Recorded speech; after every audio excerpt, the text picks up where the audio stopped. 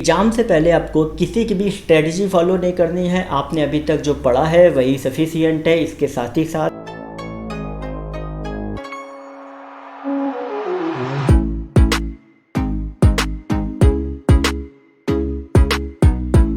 अभी हाल ही में SSC MTS के 5 अक्टूबर से एग्ज़ाम स्टार्ट हैं और जितने भी स्टूडेंट्स हैं उनमें से मोस्टली स्टूडेंट क्या करते हैं कि यूट्यूब पे स्ट्रेटजी देखते हैं या वेबसाइट पे सर्च करते हैं कि स्ट्रेटजी कैसी होनी चाहिए एग्ज़ाम के 10 दिन पहले। क्या आपको पता है कि जितने भी स्टूडेंट जो कंपटीशन क्रैक करते हैं वो कभी भी एग्ज़ाम से पहले इन सब चीज़ों को नहीं देखते हैं? क्यों? क्योंकि उनको अपनी स्टडी पे जो अभी तक उन्होंने पढ़ा है उस पे उनको भरोसा होता है और उनको पता रहता है कि हर किसी की स्ट्रेटजी अलग अलग होती है, हर किसी का पढ़ने का तरीका अलग अलग होता है, अलग अलग मटेरियल हर किसी को अवेलेबल होता है। तो इस वजह से आपको बिल्कुल भी स्ट्रेटजी पे नहीं जाना है। आपको सिर्फ ये ध्यान रखना है कि अभी तक मैंने जितना पढ़ा है उसी को मुझे रिवाइज करना है।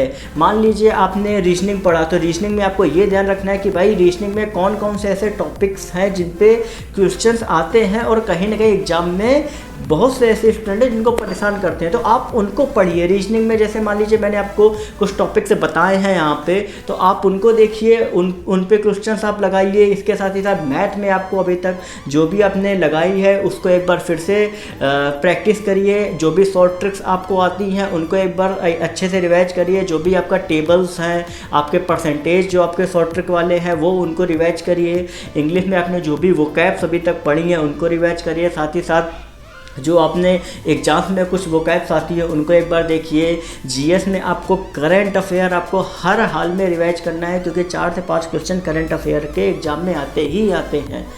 और आपको इन 10 दिनों में एक बात का और ध्यान रखना है कि आपको बिल्कुल भी पैनिक नहीं करना है, क्योंकि अगर आपने ज़रा सा भी पैनिक किया आपकी पूरी मेहनत पे पानी फिर आएगा। आपको शांत रहना है और जो भी अभी तक आप पढ़ा हुआ है उसको सिर्फ और सिर्फ रिवाइज करना है। और एग्ज़ाम से पहले अगर मान लीजिए 5 से एग्ज़ाम स्टार्ट है और आपका 11 या 12 को एग्ज़ाम है, तो आपको बिल्कुल भी पैनिक नहीं होना है अगर कोई ये कह रहा है कि यार इस पेपर जो है वो टफ़ आ रहा है, क्योंकि आपको भी ये नहीं पता है कि आपके सामने कौन सा पेपर आएगा। तो आपको इन सब चीज़ों में बिल्कुल नहीं पढ़ना है। और ये चीज़ आपको ध्यान रखनी है कि अगर कोई भी क्वेश्चन एग्ज़ाम से या बाहर से आता है या आपको नहीं आता है, तो आपको ये ध्यान रखना चाहिए कि ज़रूरी नहीं कि वो क्वेश्चन सबको आता हो।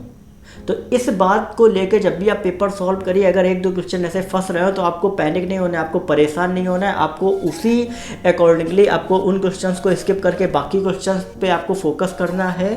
कभी भी एग्ज़ाम में अगर स्टार्टिंग के 2 क्वेश्चन आपको नहीं आते हैं तो बहुत सारे स्टूडेंट जो है वो पैनिक कर जाते हैं, लेकिन आपको वो चीज़ नहीं करनी है।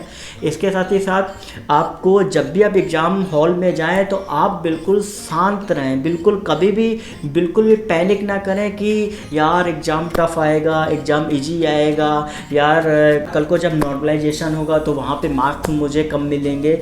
आपको बिल्कुल भी डरने की कोई ज़रूरत नहीं है। आपने अभी तक जितना पढ़ा है उतने से ही पेपर आएगा और उतना ही आपको करके आना ही आना है। जब आप ये सोच के आप पेपर देंगे जाके तो आपका हर हाल में आपका एग्ज़ाम निकलेगा। तो आप इस बात को अच्छे से ध्यान में रखें और इधर उधर जाने की बिल्कुल भी ज़रूरत नहीं है। इस टाइम सिर्फ और सिर्फ रिवीजन पे फोकस करें, ना कि आप यूट्यूब पे मोटिवेशनल वीडियो देख रहे हैं या कुछ भी देख रहे हैं। आपको सिर्फ एग्ज़ाम पे फोकस करना है और एग्ज़ाम में अपना 100% दे के आना है जितना भी अभी तक आपने पढ़ा है। तो आपको एग्ज़ाम्स के लिए बेस्ट ऑफ लक। जाइए, एग्ज़ाम अच्छे से दीजिए। और अगर आपको कोई भी दिक्कत है, पैनिक हो रहे हैं, तो आप उस बारे में सोचना ही छोड़ दीजिए। आपको सिर्फ एग्ज़ाम पे फोकस करना है।